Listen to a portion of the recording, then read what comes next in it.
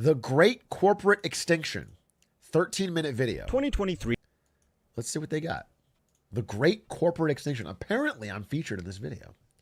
2023 saw a record number of new businesses being created here in America, with 5.5 million new companies being registered within a year.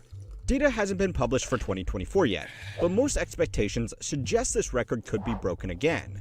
At the same time, it seems like every Okay, I hope he's gonna cover this, and maybe he will, but just to be so clear, this is DoorDash, Airbnb, and Uber. Well, if you start a solopreneur Uber driving business, you create a small business so you can write all your expenses off on your taxes. But it doesn't mean that you're building a new business. This spike post-COVID is not like a sudden wave of entrepreneurship. This is people doing more gig work. This is like OnlyFans. Is that legal? Yeah, it's totally fine. I have a business for streaming, right? Like I'm a one-person job. I guess I have 8-ish in a team, but for a while it's just me, right? And it's a one-person LLC. Yeah, you make a business. If you're an Uber driver, you should make a business for it, because then you can pay yourself a salary and have the rest of it. You can use business expenses deducted. It's a smart way to do business. But it doesn't mean the economy's thriving. could be broken. He moved on without saying it, so I wanted to bring it up. Again. At the same time, it seems like every pre-revenue, pre-idea, pre-clue startup that vaguely mentions artificial intelligence is getting billions of dollars thrown at them by cashed-up investors. And yet, there is a problem that you may not have noticed. There just aren't that many companies anymore. In 1996, the market hit an all-time record of 8,090 companies publicly listed on the various stock markets around America. Bro, you Zoomers never know about the 90s, dude. The thriving 90s. Fuck, the 90s were great. Millennials, we can say it. We can proudly say it. The 90s were fire, dude. Thriving middle class. Budget surplus for America. Tech felt like it was going to better our lives and not steal all of our attention and leave us sad and lonely. It was great, dude. Today, almost 30 years later, despite the economy being 3 times larger and the market handling about 7 times as much capital, there are fewer than half as many companies publicly available to buy shares in. There are a lot of theories about what is going on here, from private equity making Wall Street irrelevant, corporate consolidation, to the dwindling of savings of average investors. But there are some even bigger issues at play here. So, where the f did all the companies go? Where'd they go? The largest toy store chain in the U.S., Toys R Us, has filed for bankruptcy protection. Well, that's private equity. Purdue Pharma, the company that made billions selling the prescription painkiller. Time is almost up for Bed Bath & Beyond, filing for bankruptcy protection and liquidating hundreds of stores. Some tech companies go public a bit too. I'm sorry, buy the dip. I didn't want to move on without telling you that if you don't take this opportunity now to buy the dip on Bed Bath & Beyond, you are missing your chance at generational wealth. BBB is due for a fucking comeback. I have been hodling. I took all my NVIDIA stock, sold that weak shit. I put it into BBB, and I've been hodling. This is big, dude. Here's the thing, is so far we've seen the beds, and we've seen the baths, but what they're waiting for in 25 and 26 is to really show you the beyond. And that's when the fucking stock is going to moon, dude. That's when we're going to start seeing real fucking profits. So hodl. You can't buy it on the exchange anymore. So like, just send me money. Send me money and I'll give you some of my shares. I have so many. And liquidating hundreds of stores. Some tech companies go public a bit too early. We still see tons of opportunity to change and grow the business quite a lot. These 7 companies have risen and risen until they've become basically all of the stock market. At the time this video was released, 34.1% of market capitalization of the S&P 500 was Dude, I'm so happy that my lawyers have something to do. I'm so happy that I get to sue how money works and show them how the legal system works. Okay? When you steal my voice uncredited without permission. That's cash in my pocket. I'm taking the channel. No, that's cool. I appreciate the shout out. I also like that somewhere in here, I don't know where it is, but he responded. Yeah. Nice to hear the Glarketer making a cameo. And then How Money Works responded and said, quote, glizzy, glizzy, glizzy. I worked at NVIDIA. I am friends with Ludwig. No end quote. Big A. I didn't recall myself saying those words specifically. But clearly they're in the weeds. Clearly they aren't just a casual viewer here. Okay, they know the deep lore about my fingers. Anyway, it's cool. It's a good channel, so I'm happy. That's cool. Crossover episode. I'll get this disembodied head of a dollar sign, and we'll talk about bond yields or something. Comprised of just 7 companies: Microsoft, Nvidia, Apple, Amazon, Meta, Alphabet, and Tesla. If you throw in Berkshire, Broadcom, and Walmart, then that is over half of the entire market in just 10 companies. According to data from Standard & Poor's, at the end of 2015, the top 10 companies only accounted for 16.2% of the market. So in less than a decade, the market concentration within the biggest companies has tripled.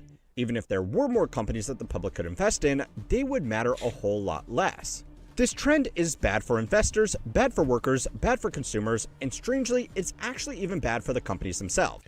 Just straight up, been saying. I don't know how long I've been saying, but I've been saying. I don't know who's been watching here for a few years, but I've been saying, dude. I've been saying like as much as you can possibly been saying. This is one I've been super saying. But I am getting ahead of myself. First, we need to know why this is happening. One of the big changes that most analysts are pointing to is the growing role of private equity. We have discussed the details of exactly what private equity is in a few videos, but if you are new here, all you need to know is that it's a firm that invests in companies or other assets that are not listed on public exchanges like the NASDAQ or New York Stock Exchange. According to the investment data firm Preqin, the amount of money that private equity firms are now managing in America alone is up 1,200% since the year 2000. So as this has grown, market share has been taken away from public exchanges. For a lot of companies, it's just not worth it to meet the compliance requirements of public listings because then... private equity is get a bunch of rich people money, buy a company that's generating cash flow, load that company up with debt, pay that money back to yourself, siphon it off, leave the shell of a company to die. At best, private equity, some of them have like a formula, something simple they can do. Here, let me give you a real world example of like a private equity company. Here's the idea. Okay. There's a lot of local dentists in America that make money. They're doing pretty well. What if we buy dozens of these dentists? We buy 40 dentists at once. 40 private dentist businesses, and we roll them all up, and we have them on the same HR system, the same payroll system, the same scheduling system. We use one for all of them, so it's a cost saving. Well, we've managed to save money.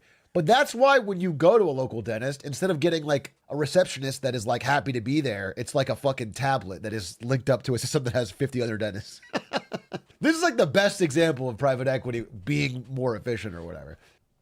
And the worst example is them like just running it into the ground and siphoning it for cash. But the best example is that they think, okay, we can buy these businesses and make them somehow more efficient. It's generally by applying some mass back end, to all of them at once. Yeah, old folks' homes is a great example. Old folks' homes are cash cows. So they buy up a ton of them. And then generally, especially if you're in an area where you don't have competition, like if there's only one old folks' home in a large radius, you buy that up and you just degrade the quality. You just fucking reduce staff pay, reduce maintenance, and then siphon that off to yourself. That's their MO. Some of this behavior, this is where we're going to get deeper into econ. I shouldn't even do this, but some of this private equity behavior, people go, oh, that's just, it's like the mindset that some of you have on that is like, wow, that's so fucking evil. And it is evil, don't get me wrong, but that it's evil, but like they're just doing it for the money. What's funny is that most private equity firms are stupid and they're not making money off of it. It would be a loss. Like if they weren't propped up by the opaque financial system, artificially low interest rates, easy, like the free money system of government Wall Street makes it easy for them to do this for a long time, even if it's not actually working. Because I think on a deeper level, your brain should understand that like Toys R Us made money. So buying it and running it out of business is not profitable. Like they find ways to make it work, but that's not what they're doing actually should fail. They should lose money. There's only certain quirks that you could easily fix that would make them just lose. It's failing upward. It's like a bank, in 2008. If they buy a bunch of stupid bets on the housing market, they should fail. But we don't let them fail. So I just think we have a lot of moral hazard in the system that allows really stupid ideas to do far better than they should because of infinite access to capital. Have to listen to thousands of stockholders instead of just one or two big private equity firms. Average investors also don't have that much money, and the average person owns most of their shares through managed retirement accounts anyway. Those retirement funds also invest in private equity firms, so going public doesn't really offer anything that can't be achieved by just selling to a private equity firm unless the company is absolutely massive. Even when private equity firms want to take profit on their investments, there is a growing trend of them just selling their assets to other, even bigger private equity firms. According to records from Apollo, one of the biggest private equity firms in the world, the number of companies financed by private equity increased by over 9,000 since the turn of the millennium. If these companies had to raise money the old-fashioned way through an IPO, then the number of public companies would be much more in line with the historical trend. So mystery solved, right? Wrong. There is one more story than just private equity ruining everything. Again, just having the same number of companies as there were. I want to drill that because this is what I've been saying, and I want to specific, is that, listen, the whole point of private equity is that you buy a business and somehow you, because you're the smart elite private equity guy, can make the business worth more. You can do something to it with your superior management knowledge to make it better. But in reality, they can't often do that. And so many times, many of these private equity companies are sitting around unable to be sold because they've made them dog shit. So they can't actually flip the company. For a while they could because money was so free. But in this higher interest rate environment we're in right now, there's a crisis brewing in private equity and private credit and all of these areas where, there's no buyers. You've taken this company that was shitty. You've made it worse. You can't flip it. And this problem is brewing. I don't know when it explodes. I don't know. But I just know that this is happening. When this is unfolding. Private equity is facing a reckoning. And so what they're doing, like all industries in America, is when you see a structural problem that's going to fail, try to get as big as possible so you can qualify for a bailout. If you're doing something risky and stupid and you know it's going to fail, the solution isn't to cut back on your risk. That just means you're going to be saddled with your bad choices in the past. You go bigger. You double the risk. You triple the risk. You try to get as many people involved. You try to get pensions invested in your risk. You need to make it systemic so that the taxpayer can be on the hook. That is the real flaw in private equity. Private equity increased by over 9,000 since the turn of the millennium. If these companies had to raise money the old-fashioned way through an IPO, then the number of public companies would be much more in line with the historical trend. So mystery solved, right? Wrong. There is one more story than just private equity ruining everything. Again, just having the same number of companies as there were 30 years ago wouldn't account for the fact that the economy is much larger overall. If the relationship between businesses and business activity held, there should be something like 25,000 public companies, but there are actually less than 4,000. Not only are companies getting more concentrated, but their ownership is getting more concentrated as well. The largest shareholders in almost every major company listed in America and most of the rest of the world today is some combination of BlackRock, State Street, and Vanguard. Now, you have probably seen the endless thumbnails about these companies being evil empires plotting world domination. And honestly, that's probably not true. The reality is that they manage assets on behalf of millions of individual investors. They don't actually own that themselves. The index investment products they offer are also really convenient for most investors. I agree with this 100%. I think that there's many, listen, I don't think BlackRock's a good thing to exist, but people overstate how powerful it is so much. It's so overstated. BlackRock is just everyone's 401k.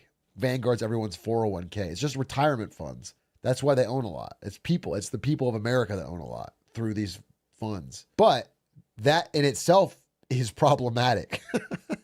But I've already had I think I've done 15 clips on this back in the day, so I don't want to go into it again. The dangers and the risks inherent in so much of the market being passive investing. I can't do the clip again, but go back and watch if you're interested. It's fascinating. Investors who want diversified exposure to the market but are unable to buy and balance hundreds of shares individually because that would take an inordinate amount of time and money. But even though this reality is a little bit less exciting than an evil empire operating from the shadows, it doesn't mean that its growing popularity is any less damaging to your actual financial situation. And to see why, we are going to have to roleplay as Wendover Productions for a second. According to public 13G filings, the top shareholder of Delta, Southwest, United, and American Airlines is the Vanguard Group, which owns millions of shares in each company, primarily on behalf of their clients through its index products. Collectively, American, Delta, Southwest, and United control more than 70% of the market for air travel within America, according to the commercial aviation data firm AOG. Individually, the best way for these companies to grow their business would be to take market share from one of the other three by offering lower prices, better service, or more convenient routes. Yeah. This is the basis of good, healthy competition. And in the battle days, when shareholders would largely own one company they believed in, this is how it would work. But when their largest shareholders also own an equal stake in every other business in the market, they are a little bit less keen on crushing their opposition. If Delta pushed hard against United on all of their routes, then they might take market share from them.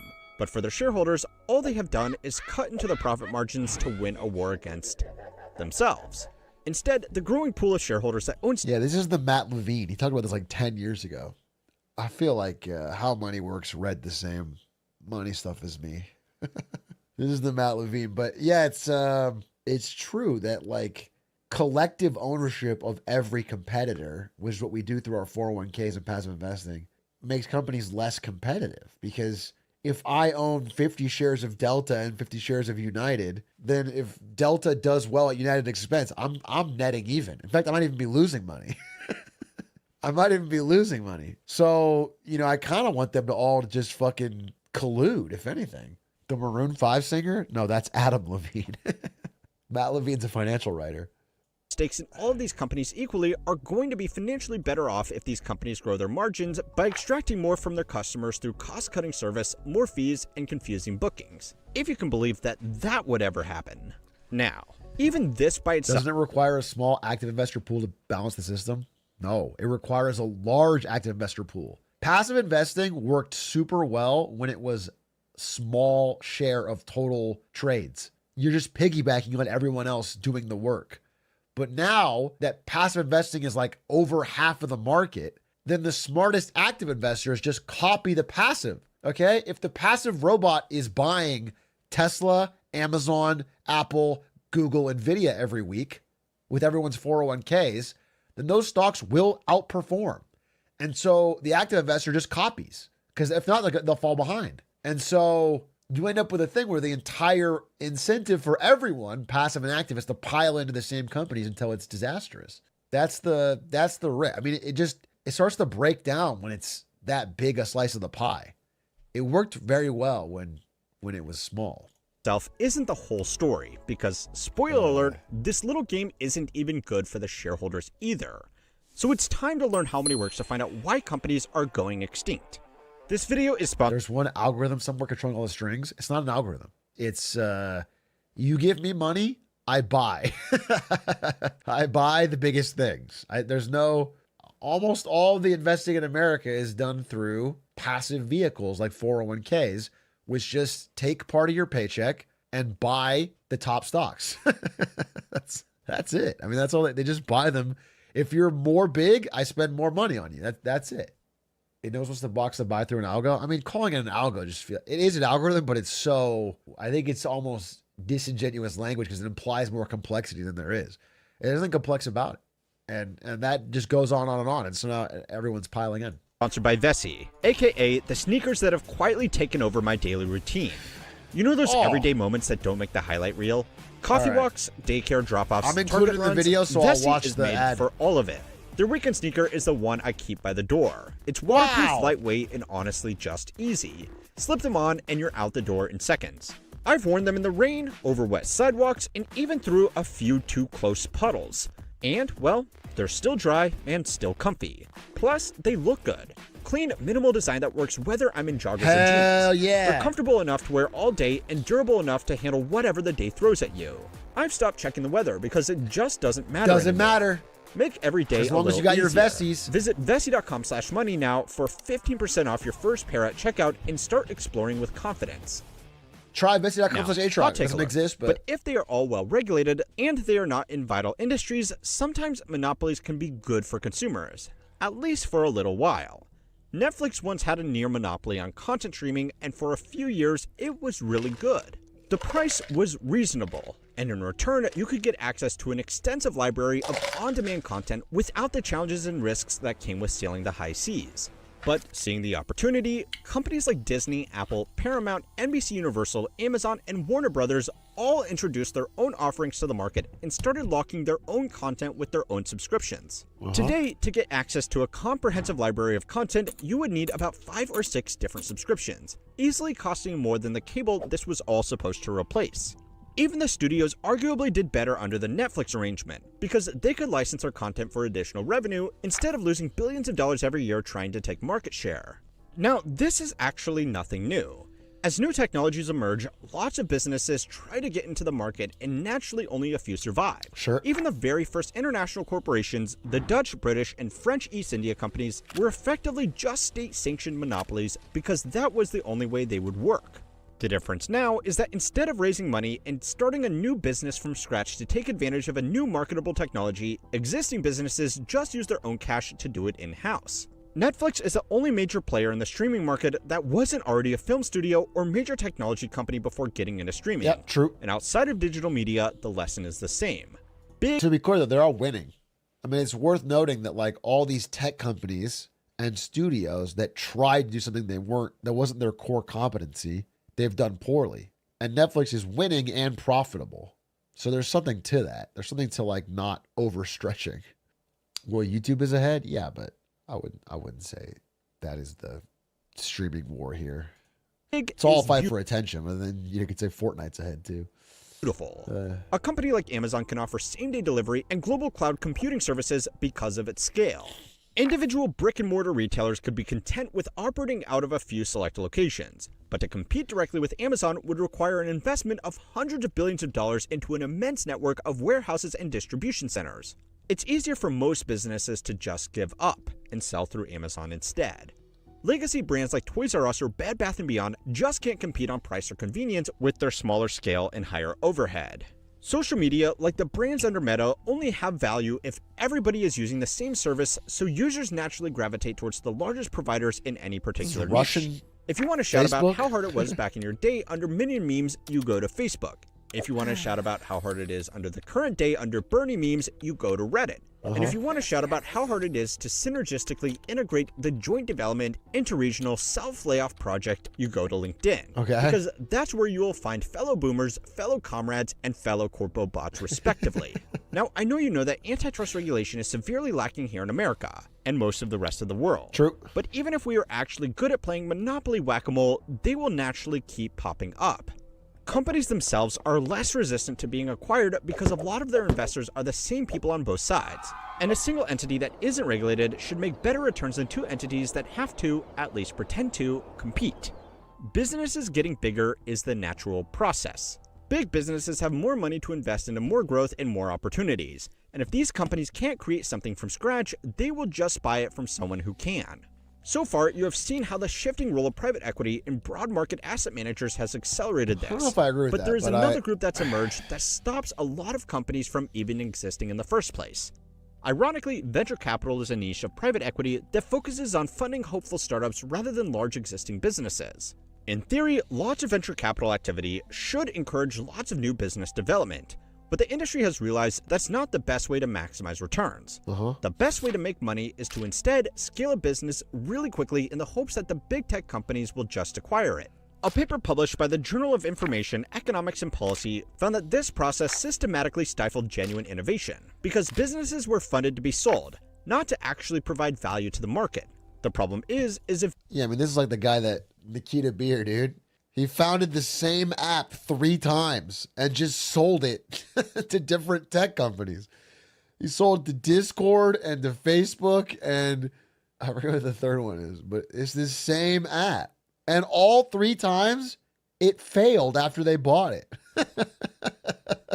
That's actually so fire.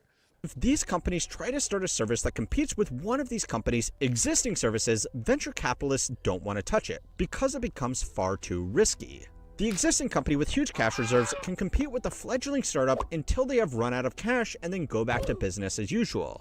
This creates what the economists affectionately branded kill zones, where startups find it really hard to find investors once they threaten the existing big businesses. The most laughably ironic thing about all of this is that yes, businesses with more market power are bad for consumers, who they have more price control over, and even worse for employees who may only have one or two companies where they can get a job with their skills. I mean, this is just, I'm not trying to be reductive here. It's complex thought and there's different solutions, but, one that has worked in American history and one that I think was trying to be worked on by Lena Khan is just non-rubber stamp antitrust enforcement. If you just challenge some of these buyouts and it suddenly becomes obvious that as a big corporation, you can't just outsource your innovation to the small companies you're going to buy out. I think people have this idea that big companies will always win, when historically, big companies are the slow-moving, lumbering, anti-innovation, backwards giants that lose. They often are bad. But the problem is the rules have been changed to where anyone threatening them, they can just buy out or kill using other methods, and that distorts the whole system. I think there's a good argument to make that historically, the bigger a company gets, the worse it gets, and the more easy it is to beat if you were allowed to compete fairly. It's not like there's a massive advantage. It's sort of the out of competition stuff, the meta game around the game of product versus product. That's a great example, though. I think a great example, someone said video game companies, and that's a great example where that's a market that is somewhat functioning. That is a market where competition still exists and it's working. And you'll see that, size is not helping these companies. Sony can throw $100 million at Concord or the studio that made Suicide Squad, or the money and the scale and the size gives them no advantage. The product is worse. They're getting beaten by single-person devs. Indies are crushing them. What was that game, Repo? Repo is a one-person developer. That game is crushing every AAA title this year. That's real competition. But in a lot of industries, we don't have that. We don't have a level playing field where the small business can compete. They just get snapped up. Oh, Schedule 1 was one person. Repo's a small team. You're right. Schedule 1 is one person. But both those games are crushing big AAAs. But the great business Extinction hasn't even been good for investors. As private equity, venture capital, and asset management firms have become larger players between investors and the companies they are investing in, they have soaked up more money in commissions, fees, consulting dues, and performance incentives. Income from the finance industry used to account for roughly 3.5% of GDP until the early 70s, but today it accounts for over 10% according to data from the Bureau of Economic Analysis. That's 10% of the country's entire economy dedicated to paying bankers and financiers to move assets around between one another. The assets held by these institutions has also grown from less than 50% of GDP in 1980 to over 180% today. This means that a lot of these firms aren't too big to fail. They are just too big. Regulation should be here to deal with these misaligned incentives, but the last time the FTC ever broke up a company was right here in 1984 with AT&T. Since then, the only punishment for anti-competitive use of market power has been fines, and well, you know the thing about fines. Now, if all you have learned from this is that finance bros are sponging up an ever-increasing share of our economic activity, go and watch this video to find out what these jobs actually do, because it's a lot different than you might expect. You just and don't forget to like and subscribe to keep on learning how money works. Fun video. Thanks for including me.